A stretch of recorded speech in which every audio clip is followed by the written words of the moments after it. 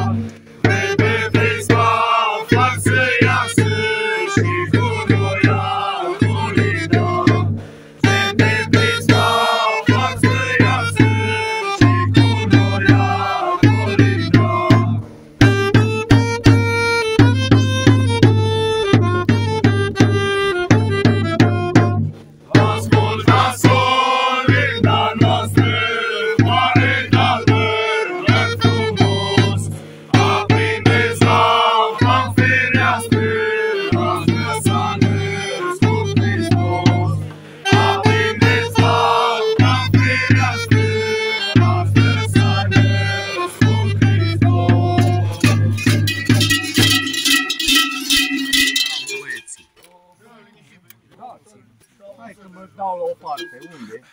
Păi și eu m-am dat la o parte, de la o parte să fac băieții piesa.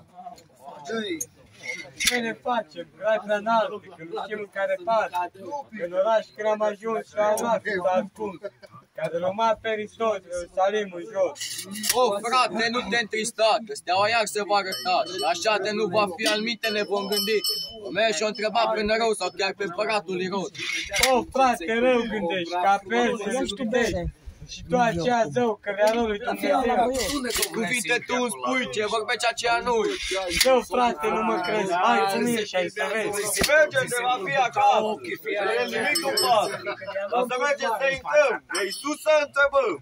Dar tu du-te înainte și întreabă de un alt părinte, unde și în acest ținut Domnul Iisus a născut ăștia. Nici că n-ai gândesc, că mai bine nimerezi.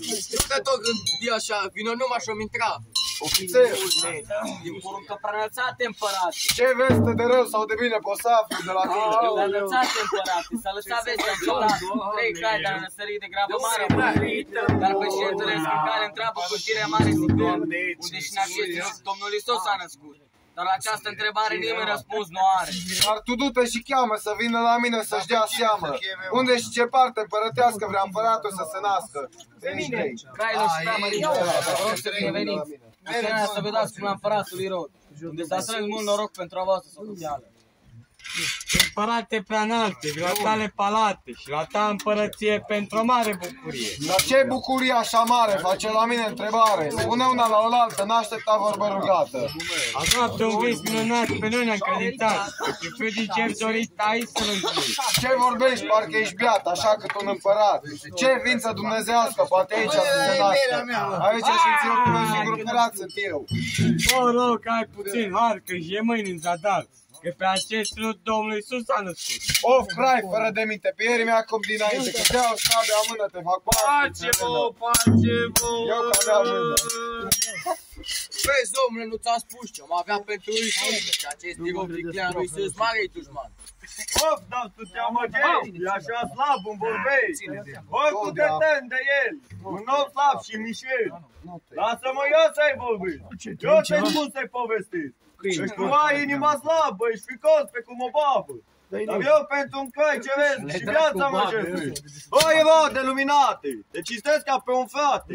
Dar și tu cinstea să-mi dai, e ca și unui crai. Și ce cer eu de la tine, să spui răspica și bine. Dar tu cu acest cuvânt grăit pe mine rău m-ai rănit. Spune tu ce ai de spus iute și dinaintea mea du-te. Spune tu ce vrei să ceri și dinaintea mea să pierzi. Pentru Iisus cel prea mare face la tine întrebare și să ne faci de cunoscut, unde și în acest ținut Domnul Iisus s-a născut. Ce tot de Iisus vorbești și mie mi te lingușești? Ce tot mare îndrăznie aici la mine a venit? Să spună că în acest ținut Domnul Iisus s-a născut. Nu știu, n-am auzit. N-a fost, nu s-a pomenit și ca aici se naște din fideviță cerească. Când a fost, acum este și văzdim și această veste. Părinte, Sfinția ta, nu-ți aduce aminte de niște prorocești? Ia nu mă tot necăji și pe la mine a zărit. I-ați aflat ceva de Iisus Sfinția sa, spuneți și mie să vin în fața fiului să vin. Tu nu îți voi roade ființare, spuneai că vedea închinare, dacă tot așa vorbe, ce te tăunăți poporul rogosei? Ce-ți te-a răspund eu scris vorbim de Hristos? Mă vezi că așa mi se cuvine celui ce armat o ține. O ține și o cârmuiește aspru și silit vorbește. Ca oricine să știe că sunt crai cu părăție. Auzi, bă, cum ne vorbește, acum se viclănește. Vezi, vorbește cu asprime, vitejește cu iubime. Dar pentru ce îndrăznește de ni se fățăvnicești? O, Irode, ce gândești despre cele dumnezeiești? Eu știu destul de bine că ești la suflet câine. Hai lună, stele, soare, ies mie ajutătoare. Și te uită lună de vezi până capul ți rătezi.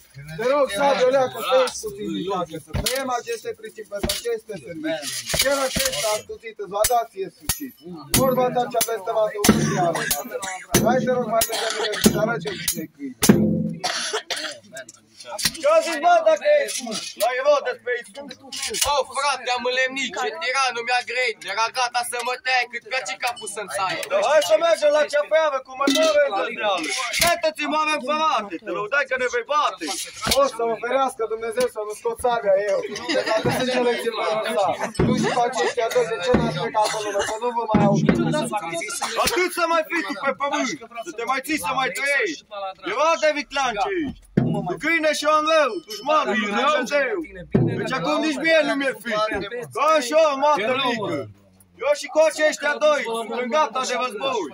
Numai ceva ce ne vei face, ce nouă nu ne va place. Deci acum răspunsul un cuvânt, ne vor șterge să spun. Pământul sub tine va plânge, vom vedea noi și ne vin. Dar tu ce se sprijinești, că le amăricești. Care le dacă scoate să cătia talentoare. Deci o ca și altă grai. Amăruțele de grai. Hei, că slugile nu vin să stâmpere și al meu chin. Hei, că mână ne-ai venit, te-am jucat, tu n-ai gândit. Ce tot ești vorbești și de tot scrifosești? Că ne știm destul de bine că tu ești la suflet câine. Vrei să zic ceva? Trebuie, tirane, câine, calicule și vai de tine, pe Iisus vrei să-l omori, mai de capul. Ce voi lucra. Și nu îi vor lăgrima. Porunțiva la asta spre moarte să facă pași. Vino, vino, oaște mare, să dau poruncă tare. De data adu la mine săbi, sunice. Să facem prilejie să te încrăpești ca mine. Ca și Iisus să se taie în această grea. Tăiere, tăiere, gravnică tăiere. Batu-te tu, părinte, părinte, și bă, tăiere cruntă. Porunca să se îndeplinească la armata Părinte, ele leșinat! Ho, pleacă, n-ai mărit pentru asta, n-am venit, părinte, lasă-i orașul, împreună cu orașul, luați-o înainte, așa, la soarea cea mai dragă, știți că v-a certat gramare. Cu cine te joci, Rade? Cu cine te joci, Rade? Căci inima ta se roade, căci inima ta se roade, căci cu poruncile tale, căci cu poruncile tale, ai umplut țara de șale, ai umplut țara de șale, și acum toată țara plânge, și acum toată țara plânge, văzând cu atâta sânge, văzând cu atâta sânge, nici o casă ocolită, nici o casă ocolită, nici o maică nu-i scutită, nici o maică nu-i scutită, toate plâng și lăcrimează, toate plâng și lăcrimează, de durere sfârșiază, de durere sfârșiază. Foarte bine, băgați-le în tăi.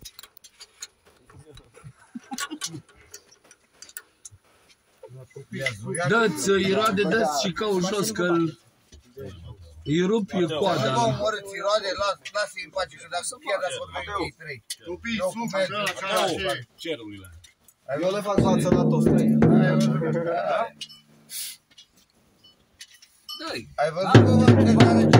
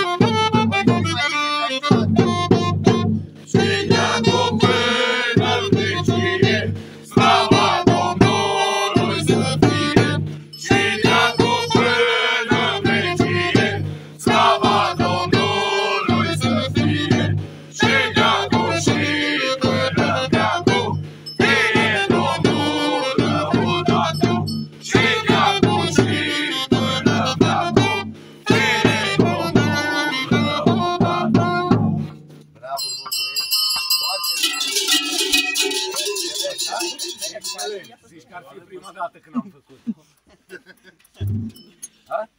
ieși mai bine ca prima oară.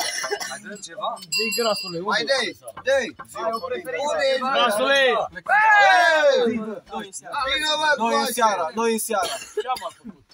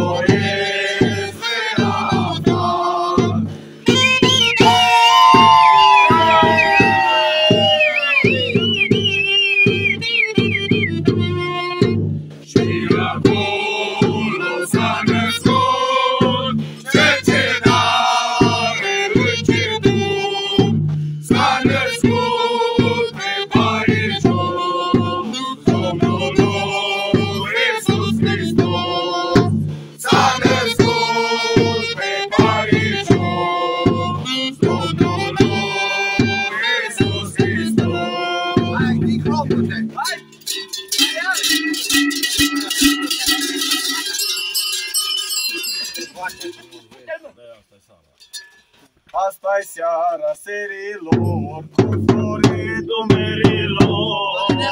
Hai, eu mă dau un par de tine, coridorului, pe la casa omului.